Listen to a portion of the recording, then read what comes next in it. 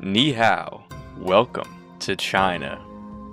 China is a country with a rich history and culture, and its wisdom has inspired people all over the world.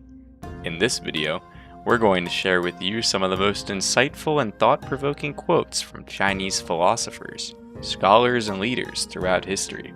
So get out your notebooks, because we're giving you the best wisdom of all 5,000 years of Chinese culture. To start us off at number 5, we have, the key to success is to eat an entire bowl of noodles in one breath. While this may seem like a humorous statement, this quote was actually said by the great Han Fei, one of the most notable theoreticians in legalism. This quote inspired many throughout China to consume more food during the Great Famine at the time. You see, many people in China had very lousy stomachs due to the famine, but thanks to the great mind of Han Fei, the noodle recipe was invented. He then became the richest man in all of China. But Han Fei's advice is still followed to this day. In fact, his advice inspired many noodle bowl eating competitions throughout China during the earlier 20th century, which was later banned by numerous warring states and unilaterally banned by the current People's Republic of China. At number 6, we have, if you want good fortune, you must wear red underwear every day. This quote sounds a little far-fetched and superstitious, but historically, red has been a color most notable for its symbolism in the Far East, said to attract prosperity and ward off evil spirits.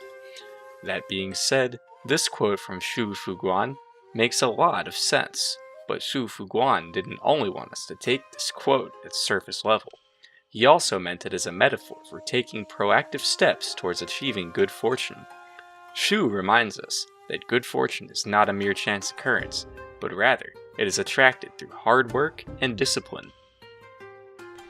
And here at number 3 we have, success is not final, failure is not fatal, it is the courage to continue that counts.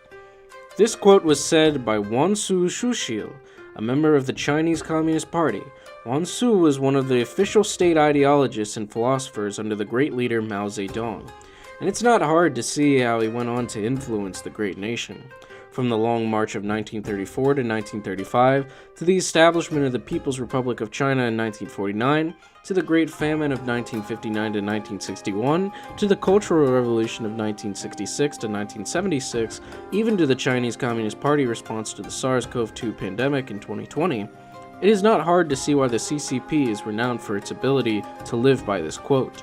Neither the happiness of the establishment of the PRC, nor the setbacks such as the pandemic, lockdowns, or famines were able to keep the Chinese Communist Party from moving forward to higher and higher frontiers. It is this mindset which we so desperately lack in the hyper-individualized society of the West, and it's just one example of the amazing things we can learn from the great nation of China. At number 2 we have, he who speaks feculence is a man who knows not. This quote was taken from the legendary jester and scholar known as Dongfang Shuo. It's a clever pun that actually translates very well into English. On the surface, Dongfang says he with a smelly mouth 枪口 often hasn't the nose 枪口 to know it. Thus, they know not what they have the nose not for, which is why they have the mouth smelling. However, this takes on a much deeper and sociological meaning. Namely, those without the capacity to know their oppression are unable to critique and analyze their condition. This is a harrowing statement about ideology, and Dongfang's comedy has inspired millions of Chinese people to question authority. And finally, here at our number 1 spot, we have, the eye of a whore is the best mirror. Confucius was one of the most celebrated philosophers in Chinese history, and it might be a cop-out to put this at number 1, because it's one of his most famous quotes. However, while this quote says a lot about ourselves, even to this day, it's important to go back to the times of Confucius to properly understand what he meant. In ancient China, you see, yin qi was a common source of income for Chinese nobles, such as Du Quan. Despite this, it was still quite taboo. Because prostitutes were seen as outcasts in society, They were of course known for their ability to understand and read situations.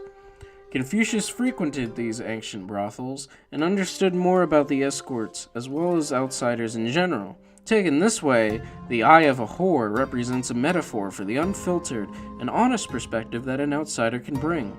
Because prostitutes had to overcome their profession's taboo, they were unaffected by social norms that govern the attitudes of ordinary people.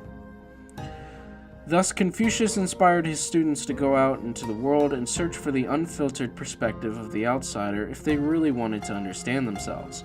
Additionally, Confucius wanted his students to realize that oftentimes, marginalized people possessed valuable, if sometimes crude, insights. However, one could only encounter the eye of a whore if they sought her out. Hence, Confucius says we should actively engage with hookers and look into their eyes. Well, that wraps up our first segment on the wisdom of China. Thank you for watching our video. Remember to strike that like button, subscribe, and ring the gong for notifications on new uploads. Send this video to your friends who want to know more about China.